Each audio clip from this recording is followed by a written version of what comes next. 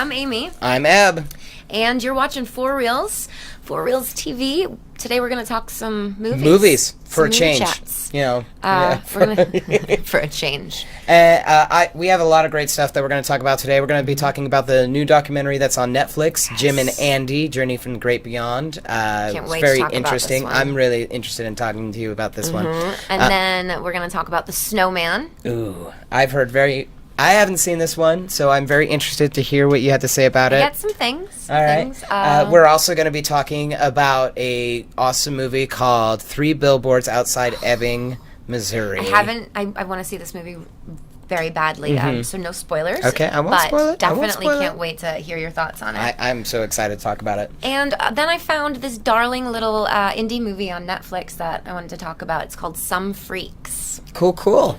So stick around, go grab some popcorn, or sit back, relax, and let's talk about some movies. All right. All right. Cool. Let's go to our first film. So the first movie that we're going to talk about today is Jim and Andy, Story from the Great Beyond. Now, this is a documentary about the behind the scenes of the movie Man in the Moon, which is the movie about Andy Kaufman. Now, From 1999. From 1999. And I remember this movie. I really liked it. I thought Jim Carrey did a fantastic job. I remember there was the talk of, is he going to get the Oscar nomination for this? This was following his big being in The Truman Show. Right. So he had a lot of that, steam of being he's the next big actor. And it kind of talks about that a little bit in this film. Yeah. And, so this is... For me, this is fascinating because as an actor, seeing another actor go that far into a character like that is just... It confused me a lot sometimes, the movie. Mm-hmm. When did Andy Kaufman die?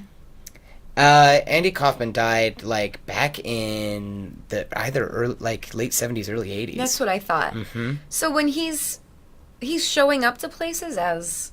So, one thing that Andy Kaufman used to do all the time was that he had another character that he would play called Tony Clifton. Right. And sometimes Andy Kaufman would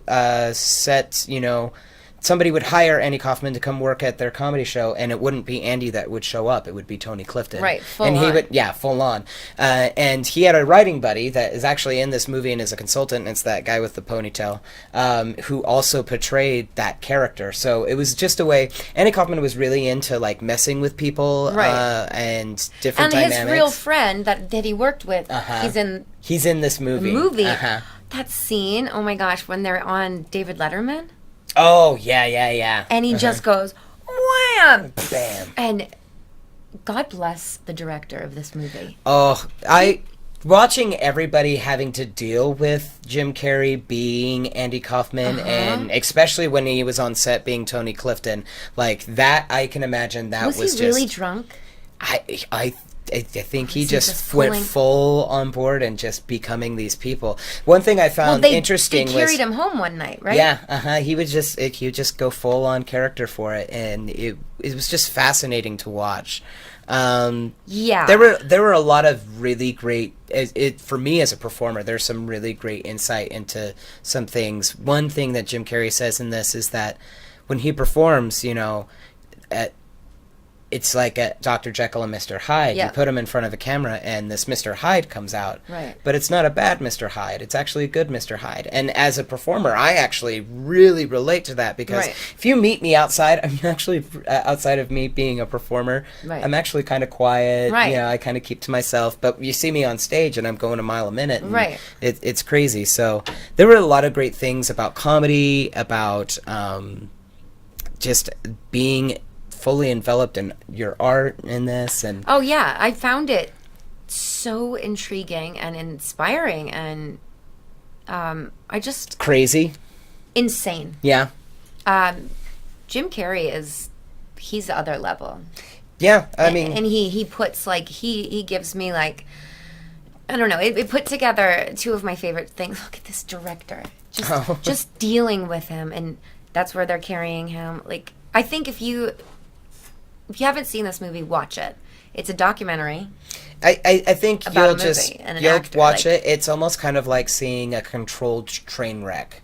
Yeah. is how I would kind of describe it. If you had to give it on a scale from 1 to 4 reels, what would you give it? I would give it a 4. You're giving it 4 reels. You liked it that much. I Nice. did. I know, I did. I really think he puts all in, like going all in to another level.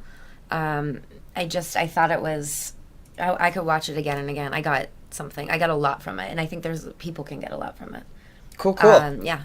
I personally would give this probably 3 reels, and the reason why is because some of the antics that happen made me physically I felt the tension. Just there, watching the trailer, I feel the tension. And so it did kind of make me feel uneasy. So I can see that happening to other people, and even more so. Yeah. So I can. That's why I'm taking it back a little bit. But right. I thoroughly enjoyed it. I thought it was super intriguing, and yeah. It had I give it 4 reels because it had every single element that I would want. That's your first. That's 4 my first reel. 4. Woo! Woo! You know, and I can give away more 4 reels. It had everything There just that has to be I better need things for a in it. documentary. It had.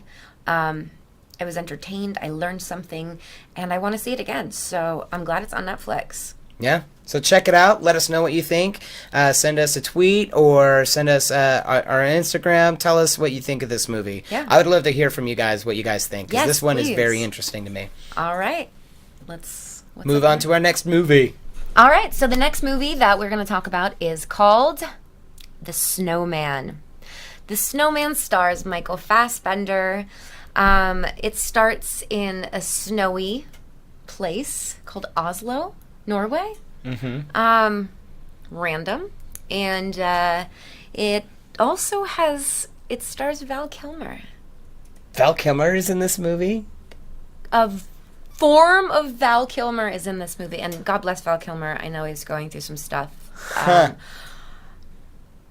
I don't know why Val Kilmer was in this movie. Okay. I spent the whole movie wondering why. Because he doesn't... I get it. He has something. He can't really talk. But why are you in the movie? Like, the character didn't need to be in the movie. They say that Chloe Sevigny's... She's in it for, 5 seconds. This movie... Why is there a snowman? Because it's just... This movie is just ridiculous. That's my... ridiculous. I will say that when I saw the trailer for this, I was like, oh, it looks like an interesting thriller to me. And I really like Michael Fassbender as an actor. He is really good at his craft. His name's Harry Hole. Is that his name in the show? His name is Harry Hole. Detective Harry Hole. Okay, that is just bad writing. But that's what's wrong with the movie. Yeah, and this also has J.K. Simmons in it, and I will watch J.K. Simmons do anything. I think he's incredible. There's great actors in there. It's just, it's a British crime thriller, is what it is. I thought it was going to be a killer snowman, like an actual beast snowman. Well, that's what it? Yeah. Okay. And then I was like, oh, this is kind of funny. The snowman comes around and starts slaughtering people. So you had a completely different idea what this movie was. No, this dude just starts building the snowman. But you know who it is at the very beginning because I think I said, oh, he's being too nice. There's the killer. So it's very obvious on who it is. Almost as obvious as Murder on the Orient Express was. Oh, yeah? Yeah. So, if you had to give... How many reels would you give this? I would give it a half of a reel. A half of a reel, so... Because it was nice to see Val Kilmer on screen again. Even though, he just mumbles and, he walks to the top of a mountain and it's snowing. And then he has a bottle of something. And then you see him again and he doesn't really say anything. He just walks. And I don't know if maybe they cast him or a long time ago, and the movie finally got made, and these people promised that would be in it, and maybe now he can't really speak the way he used to, so they cut it all out. There's definitely something missing from this movie that just didn't happen. No. Well, what did you guys think? Let us know what you thought of The Snowman. Maybe someday it'll become some cult classic. I do like Michael Fassbender, though. He's so good in... most of the things that he does, yeah. But when your character's name is Harry Hole... Harry Hole, then you're just... Detective Harry Hole. That's where you're going. All right. Well, tweet us. Let us know what you think. I give it 1/2 of a reel. Thanks for that. You're welcome. The Snowman. So this next movie that we're going to talk about is one that I was a bit excited for many weeks when I saw and heard about this movie. It is Three Billboards Outside Ebbing, Missouri. And this movie is written and directed by one of my all-time favorite playwrights, Martin McDonagh. Oh. Now, Martin McDonagh has done a couple of other things in film. He made the movies In Bruges and Seven Psychopaths. So if you liked those movies, you're definitely going to... Bruges. Yeah, In Bruges is great. He also had a short film that won the Academy Award before that called Six Shooter that starred Brendan Gleeson.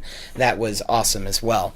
This movie is about a woman who, after her daughter was raped and murdered, she hadn't heard anything Cold about case. The case had gone cold, and for about 6 months, so she took matters into her own hands and rents 3 billboards on this random street that is just outside of town that hardly anybody goes down, and calls out the police department, specifically the sheriff of the town, of why her killer hasn't been caught. And this causes a big upheaval in the town because the sheriff, which is played by Woody Harrelson, is very well beloved, and it has just come out that he is actually dying of cancer. So it causes a little bit more of a rift between the people that want to support this woman in her town. He pulls out the C card. Oh my goodness! This movie is cried. I laughed. I cried. You did. The performances in it are incredible. Martin McDonagh writes these amazing dark comedies. He takes subject matters that shouldn't be funny at all, and he'll make you laugh hysterically at them. And the performances by Frances McDormand, Woody Harrelson, and one of my favorite actors, Sam Rockwell, make this movie amazing. Sam Rockwell, I think, deserves the Academy Award for supporting actor in this. Really? He plays like a dumb hick. Like, this takes place in Ebbing, Missouri, so he plays this really dumb hick cop that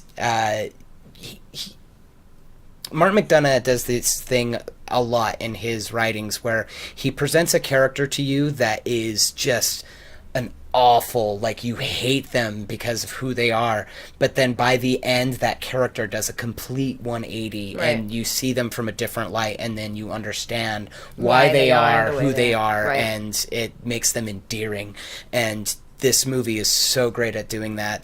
This has a great she looks so cool. Oh, it's just Frances McDormand being Frances McDormand, like, in incredible.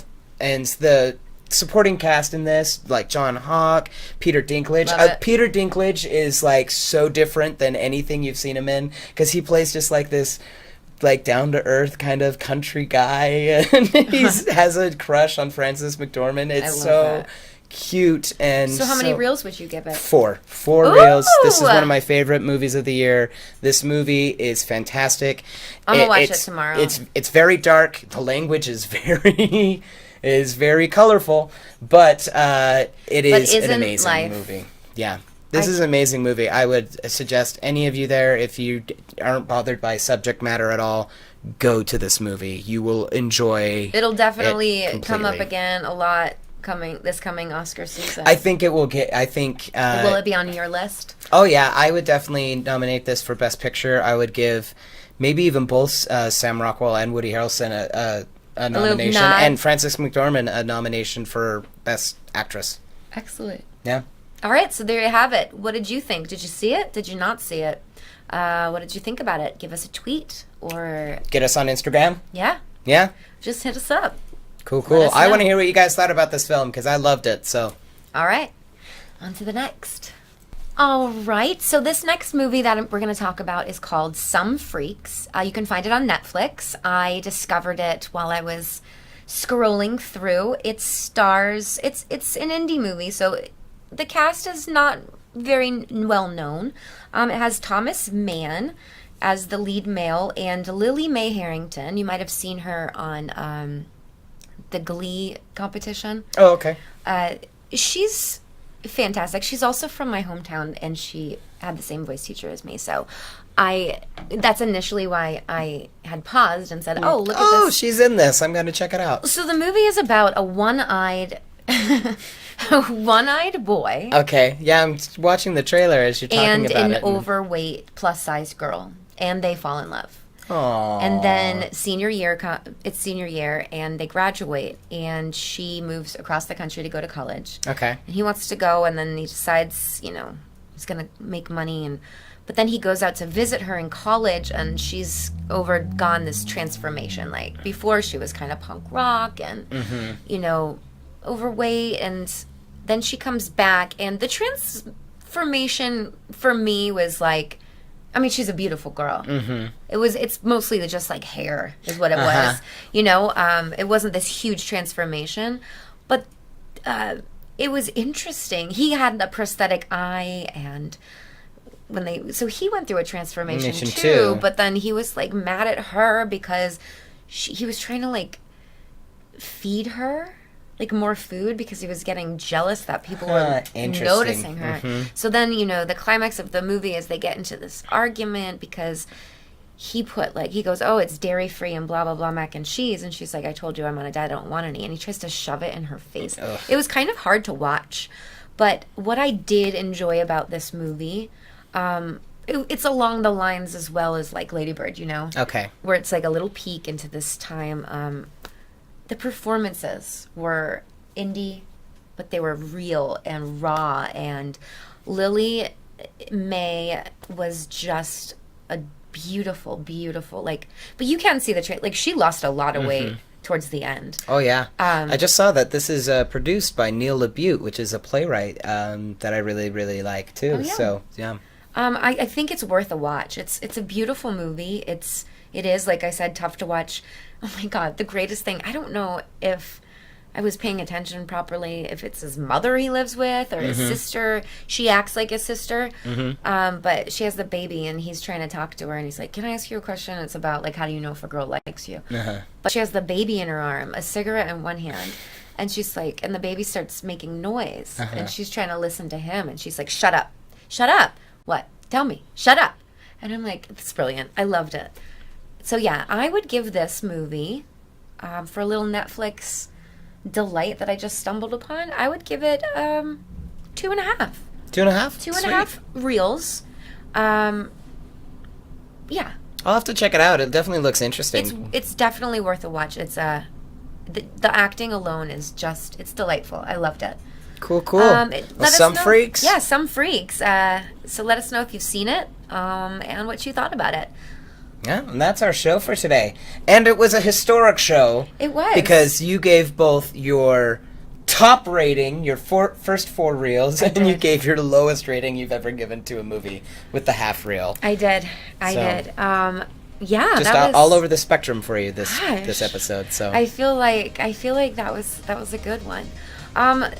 Please tweet us. I hope you have a wonderful holiday season. We'll be back in the new year. Yeah. With lots more of exciting episodes, guests. special guests. I think we're going to do our top 10 movies before New Year's. You think? Probably not. Okay. We're going to try. We'll try. Yeah. So, but yeah, let us know what you guys think. And yeah, give us a tweet. We'll see you soon. All right. See you guys.